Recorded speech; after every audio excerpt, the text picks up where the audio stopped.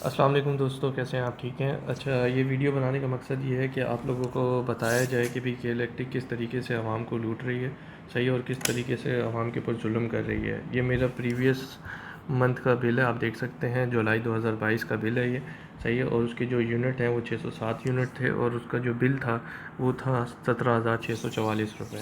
ठीक है। और ये मेरा नेक्स्ट मंथ का बिल है, आप देख सकते हैं इसके अंदर, ये अगस्त का बिल है, सही है। और इसके अंदर जो है 660 यूनिट मैंने कंज्यूम किए हैं और उसका बिल जो है वो 29,414 रुपये है। तो कहने का मकसद ये है कि भाई same as it is unit है और बिल के अंदर बहुत बड़ा डिफरेंस है।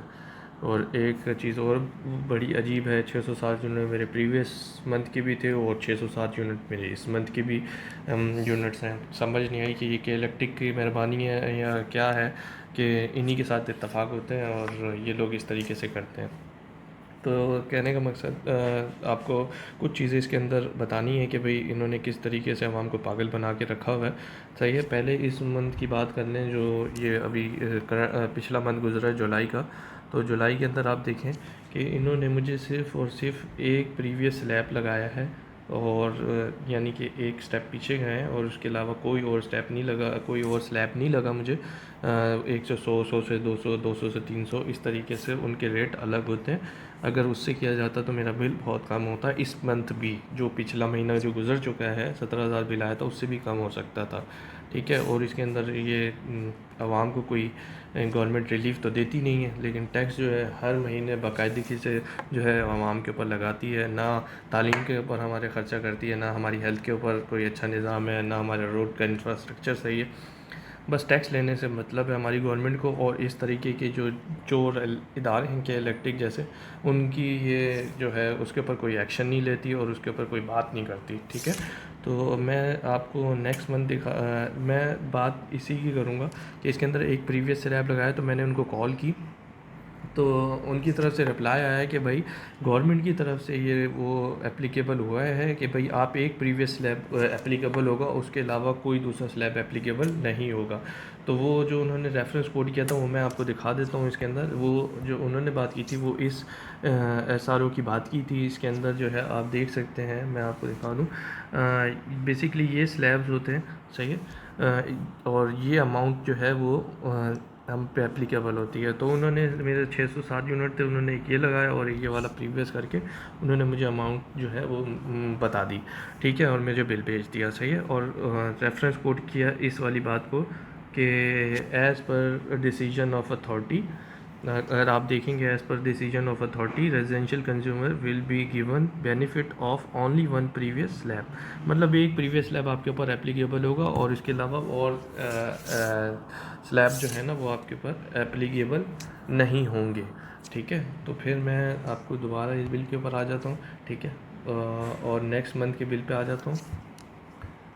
सेम एज़ इट इज़ मैं आपको दिखाना चाहता हूँ, वही 607 यूनिट और अमाउंट बहुत ज़्यादा बढ़ गई। और फिर उसके अंदर देखें पिछले महीने में मुझसे मई के फ्यूल एडजस्टमेंट चार्जेस ले चुके थे। फिर इस मंथ में जो अभी करंट मंथ है, फिर मुझे मई के फ्यूल एडजस्टमेंट चार्जेस उन्होंने लगा के भेज दिए। तो एक तो ये ज़्यादती है, दूसरा ये फिर देखें आप इसके अंदर देखिए 6,400 जो टैक्स लगाया हुआ है। Same as it is government हमारे किसी काम आती नहीं, हमें कोई बेनिफिट देती नहीं और टैक्स बाकायदगी से लेती है। तो टैक्स बाकायदगी से लेती है। और दूसरा ये कि भाई फिर देखा जाए तो अगर मैं स्लैब्स की बात करूँ इसके अंदर, फिर मैं स्लैब्स के ऊपर आ जाता हूँ। ये देखें, इन्होंने एक स्लैब लगाया है, सिर्फ एक ही सिंगल स्लैब लगाया है, 26 रुपये 80 पैसे का, ठीक है। मैंने उनको कॉल की कि भाई आप मुझे बताएं इसके अंदर जो है वो प्रीवियस स्लैब भी नहीं लगा अब तो उन्होंने फिर एक रेफरेंस कोड किया मुझे कि भाई SRO आया है गवर्नमेंट की तरफ से। और वो SRO जो है उन्होंने मुझे बताया कि भाई वो SRO 1175 है, 1175 है SRO, जो कि ये है, मैं आपको दिखा रहा हूँ इसके अंदर, ठीक है।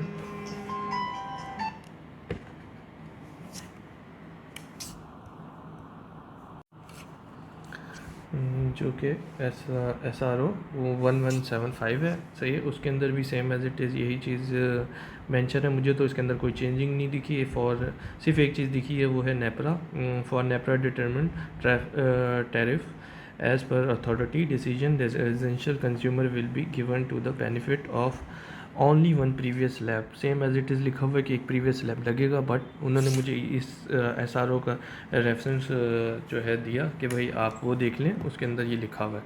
लेकिन वो इनकी इस बात को जस्टिफाई नहीं कर रहा वो वाला SRO जो अभी मैंने आपको दिखाया, और उन्होंने फिर भी उसको एक्सेप्ट नहीं किया, और यही चीज़ें मुझे अगेन कम्युनिकेट की उन्होंने।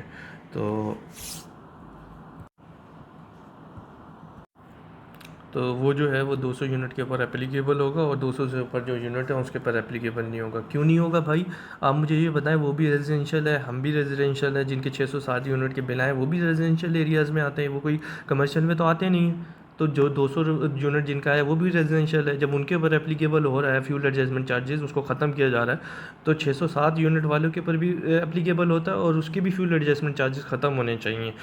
अब आप मुझे बताएं, 200 यूनिट तो आम बंदा जिसे कहें एक छोटी सी फैमिली हो, मियाँ बीवी हो और बच्चे हों, उनका ही 200 यूनिट का बिल आ जाता है यार। अगर वही फैमिली साथ जॉइंट फैमिली रह रही है तो उसका तो बिल उससे ज़्यादा ही होगा ना। 607 यूनिट फॉर एग्जांपल एक मैं मिसाल दे रहा हूँ, 607 यूनिट अगर जॉइंट फैमिली रह रही है उसके तो बनेंगे ही।